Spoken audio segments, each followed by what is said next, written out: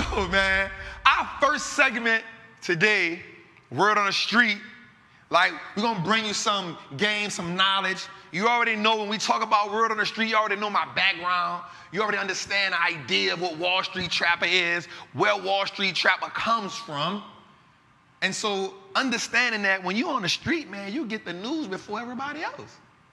When you're on the street, you understand things that are happening, and you don't even have to be there.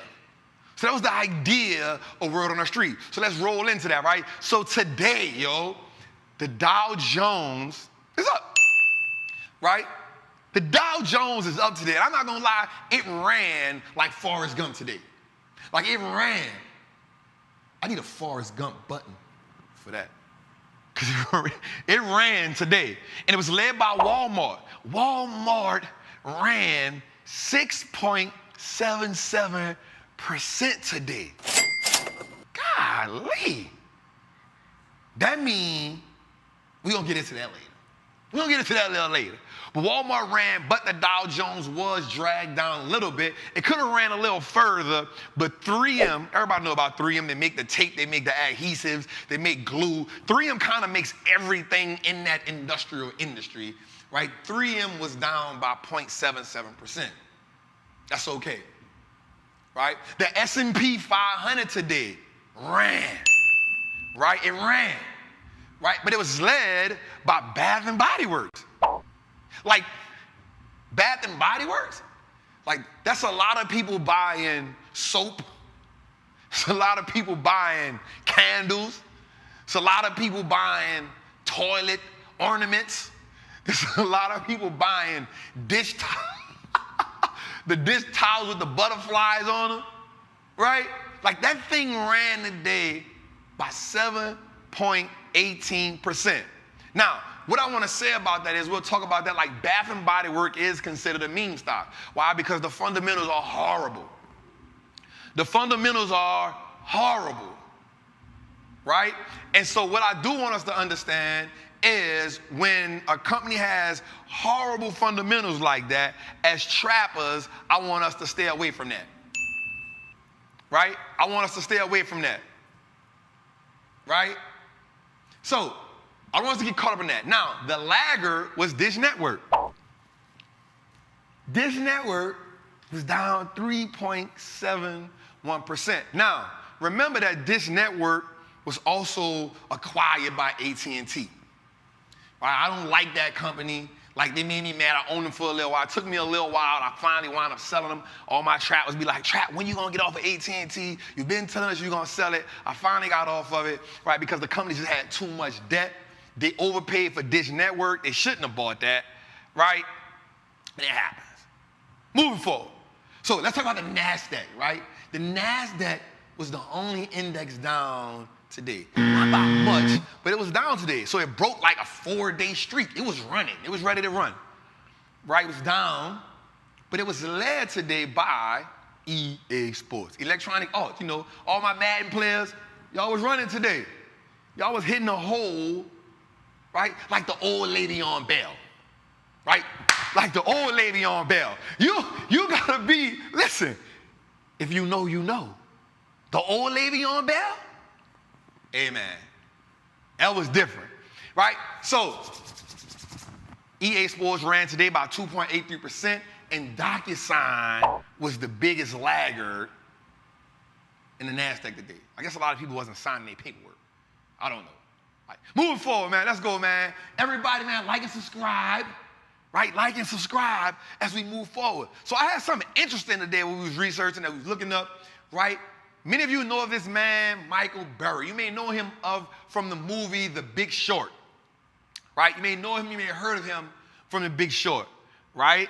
If you don't know, he is the man who predicted the '08 crisis. He made so much money from the '08 crisis. They made a movie about it called The Big Short. If you haven't watched it, if you love the stock market, if you love investing in stocks, you 100% need to watch this movie, right? So, as of today, he sold all of his positions in tech. He sold all of his positions in tech. Now that's interesting.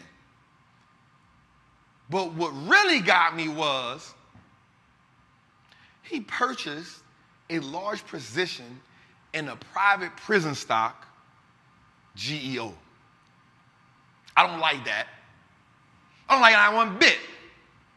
Let me tell you why I don't like it. Because when I was in Allen Correctional Center, GEO actually bought out Allen Correctional Center. Right? Now, I'm a firm believer in investing in companies that align with your morals. Show me your portfolio and I'm going to show you who you are as a person. I'm going to just be real. I personally would never invest in a prison stock. Even though it's on the market, I would never invest in a prison stock. I can't do it.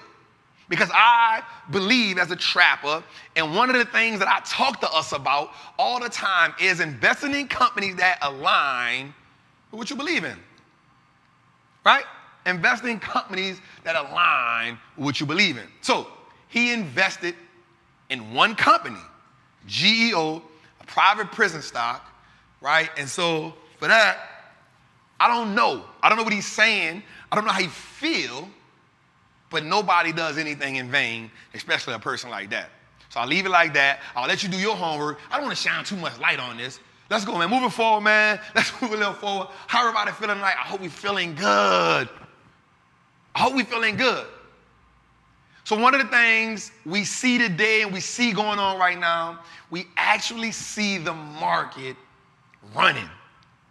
So for me, I know a lot of trappers, they're like, hey, Trap, are we in a bear market? Are we in a bull market? What's going on? We see the rally. So for me, I always want to give us clarity. Remember, my goal as a trap is to help us do three things. Help us build wealth one share at a time.